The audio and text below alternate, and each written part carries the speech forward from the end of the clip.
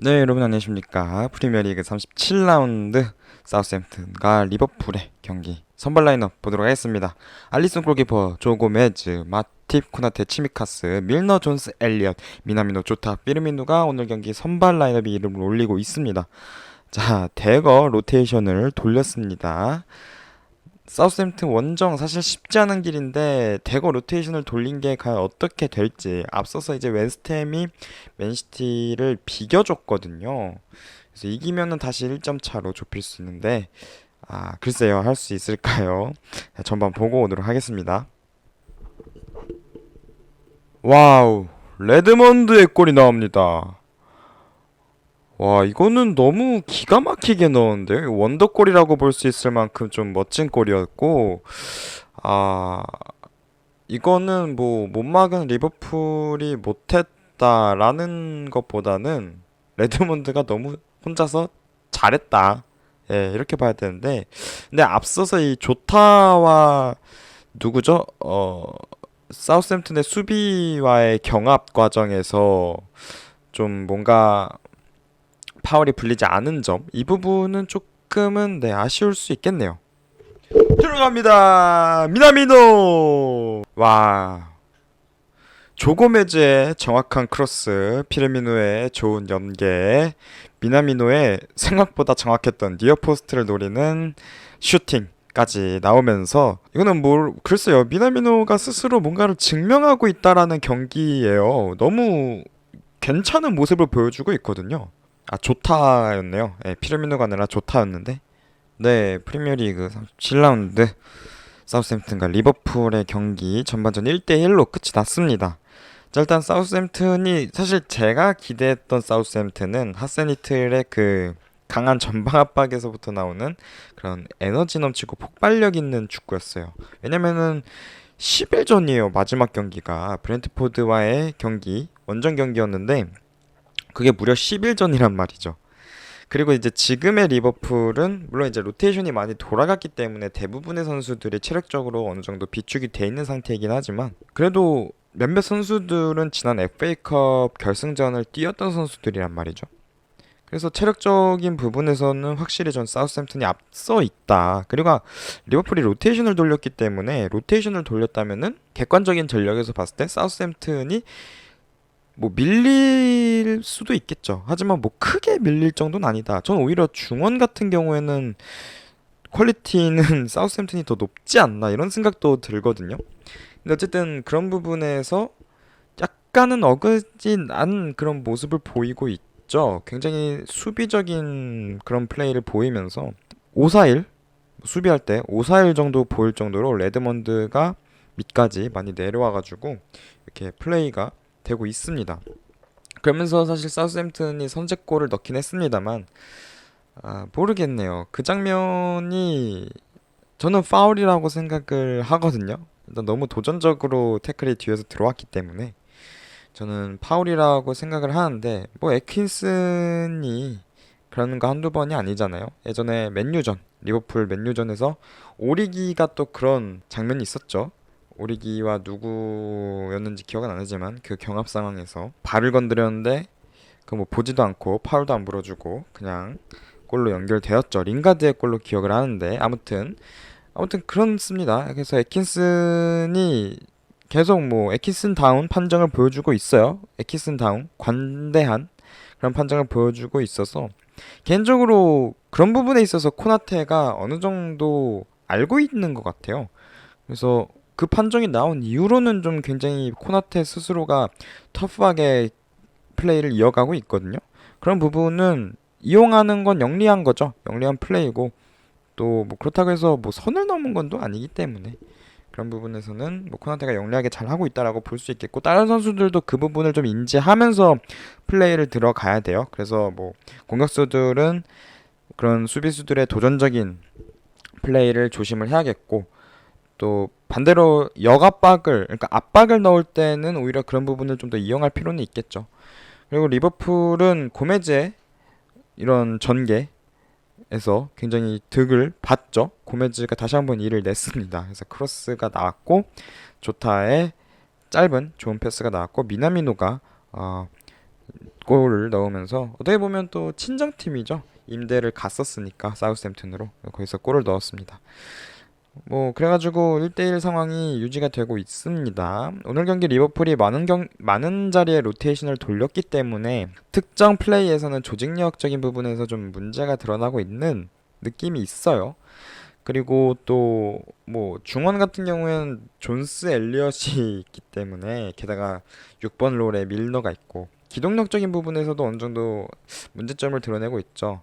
아무래도 두 선수는 공격적인 포지션을 잡고 있고 밀너는 수비적인 포지션을 잡더라도 이제는 좀 나이가 있는 선수이기 때문에 문제점을 드러내고 있는 상황인데 그런 부분에서 교체가 중원에는 좀 필요하지 않나. 또 밀너가 FA컵 후반전에 투입이 돼서 연장전까지 다 뛰고 예, 이번 경기 또 소화하는 거기 때문에 밀너 자리 정도는 뭐 티아고나 이런 선수들이 들어올 수 있겠고 변수가 있다면 지금 조고메즈가 막판에 전반 막판에 테아 선수였죠. 경합을 하다가 좀 불운하게 다쳤어요. 이거는 불운하다라고밖에 볼 수 없을 것 같아요. 뭐 테아 선수도 본인이 고의로 한 건 아니었고 그래서 사과도 했었고 또 이게 무슨 애킨슨 때문이냐 이건 또 아니라고 봐요. 사실 충분히 저는 다른 사람이 주심을 봤어도 나올 수 있을 법한 그런 플레이였다라고 생각을 하는데 아무튼 그런 부분에서 일단 체크를 계속 해보겠죠. 하프타임 동안. 근데 뭐 힘들면은 지금 아놀드가 벤치에 없어요. 그러면은 밀너를 풀백으로 돌리던가 아니면 핸더슨을 풀백으로 돌려야 되는데 그렇다면은 좀 아쉬움이 있겠죠. 또 어쨌든 볼 배급을 잘 해주고 있었던 조고메즈기 때문에 핸더슨이 아마 가장 유력하지 않을까 만약 라이트백을 교체를 한다면 싶은데 어쨌든 교체 카드를 한 장을 좀 불운하게 쓴다라는 거에서부터가 조금 아쉬운 부분이겠고 뭐 그렇습니다. 그래서 그래도 지금 보면은 리버풀이 꾸준하게 측면 공간을 잘 공략을 하고 있어요. 왼쪽, 오른쪽 둘 다. 그래서 이런 부분들은 좀 더 활용을 해 봐야겠죠. 그래서 오늘 경기 근데 사실 벤치에 이렇다 할 선수가 뭐 그렇게 많진 않습니다. 그래서 뭐 디아즈 그리고 뭐 오리기 공격적인 카드로는 이 두 선수가 있고요. 그리고 뭐 핸더슨, 티아고, 케이타가 벤치에 있고 뭐 로버스는 웬만하면 안 쓸 것 같고 뭐 체인벌린도 안 쓸 거고 리스 윌리엄스도 안 쓸 겁니다. 예, 그래서 뭐 공격적인 변화를 준다면은 뭐 미나미노 정도를 빼고 디아스를 투입한다던가 혹은 뭐 미나미노가 그래도 오늘 꽤 폼이 좋아요.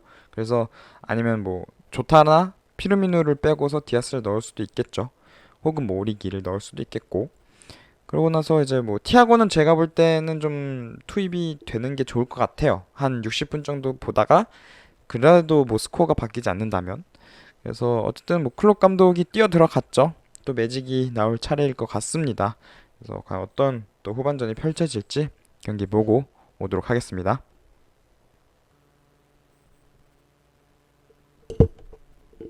와우 들어갔습니다.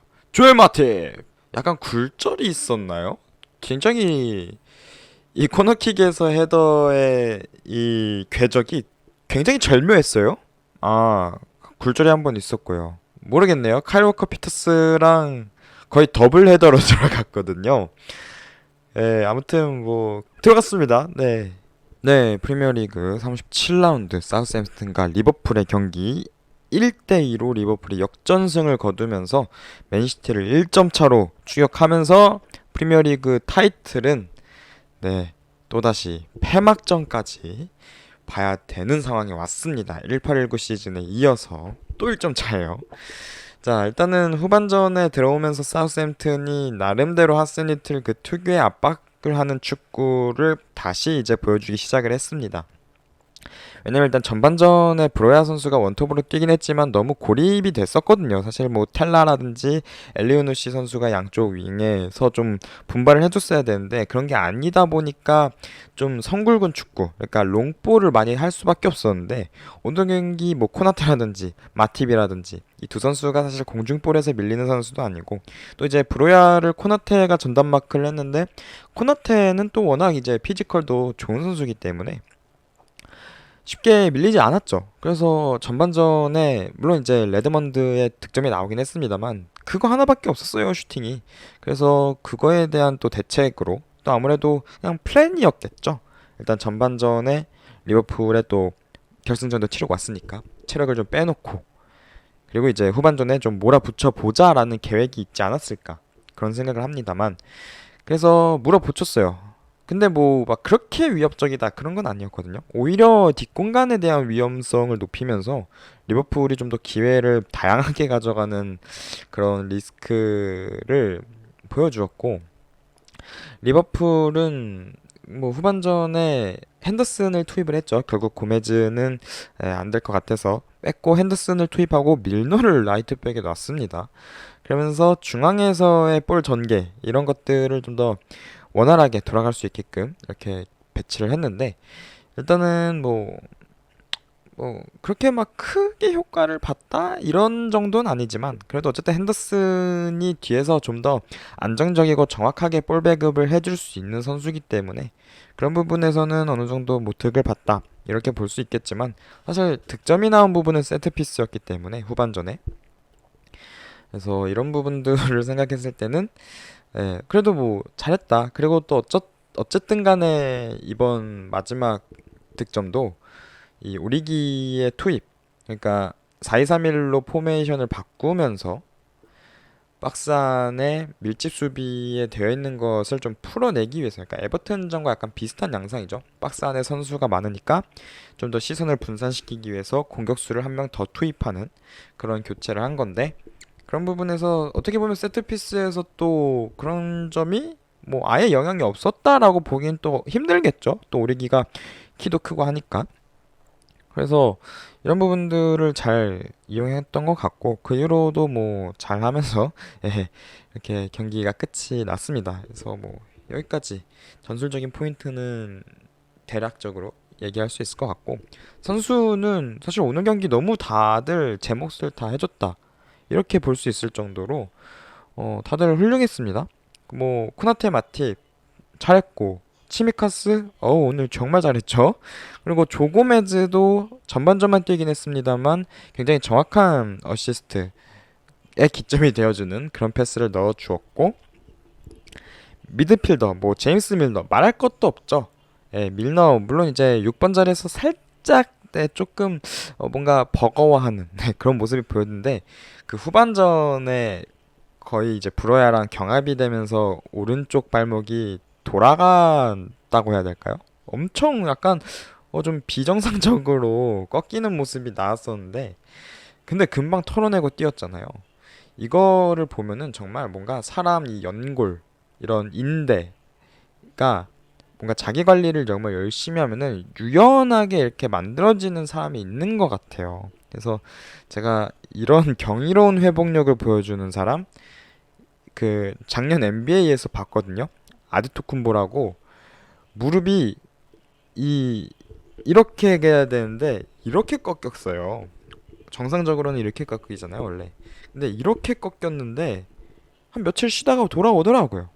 굉장히 잘하고 이제 파이널 MVP까지 먹었었는데 아무튼 그런 경이로운 회복 능력 닐너도 보여주었다.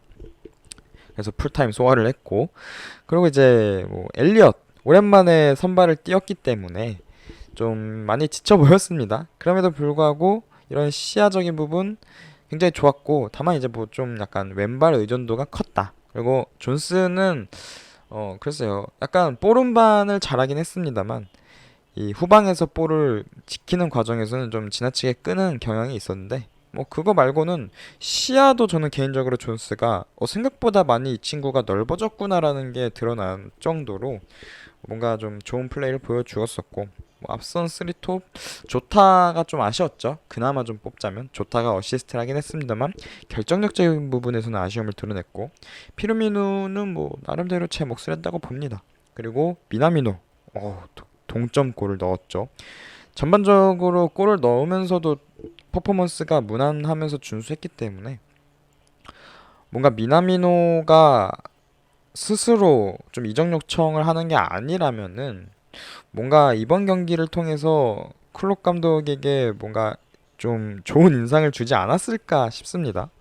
그래서 과연 미나미노의 행방은 어떻게 될지 아마 이번 경기가 마지막 경기였을 것 같은데 뭐 그렇고요. 뭐 교체 들어온 핸더슨, 오리기 그리고 뭐 케이타 잘했습니다. 예, 잘했습니다. 그래서 이렇게 경기가 끝이 났는데 이제 맨시티와 1점 차 그리고 한 경기를 남겨두고 있습니다. 승점은 뭐 살짝 다르지만 1819 시즌이랑 양상이 비슷하죠. 1점 차로 이 비등비등 한다라는 점에서 그래서 이제 리버풀은 울버햄튼이랑 만나고요. 맨시티는 빌라를 만나게 됩니다. 제가 알기로 두 팀 모두 이제 홈 경기를 폐막전에 치르게 되는데 뭐 빌라에 참 리버풀 선수들이 많았죠. 뭐 잉스, 쿠티뉴 그리고 무엇보다 제라드 감독이 있기 때문에 일단 그쪽이 잘해주길 바라는 수밖에 없습니다. 자력 우승은 예년부터 맨시티랑 이 리그 경기에서 비겼을 때부터 자력 우승 가능성은 0%가 된 상황이었고요. 앞으로는 이제 한번 미끄러져 주길 바라야겠죠. 남은 한 경기에서 빌라가 잘 해주고 맨시티가 좀 부진을 해주고 그리고 리버풀이 마지막 경기에서 울버햄튼을 잡아주길 바라야 되는 상황이 왔습니다. 자, 그래서 폐막전 다음 경기입니다. 5월 23일 월요일 밤 12시 과연 리버풀의 21-22 시즌의 프리미어리그 성적은 어떻게 될지 어게인 1819일지 아니면 극복을 하고 도메스틱 트래블을 또 이뤄낼 수 있을지 맨시티에 이어서 궁금합니다. 자, 그럼 울버햄튼 프리뷰 리뷰로 찾아뵙도록 하겠습니다. 안녕!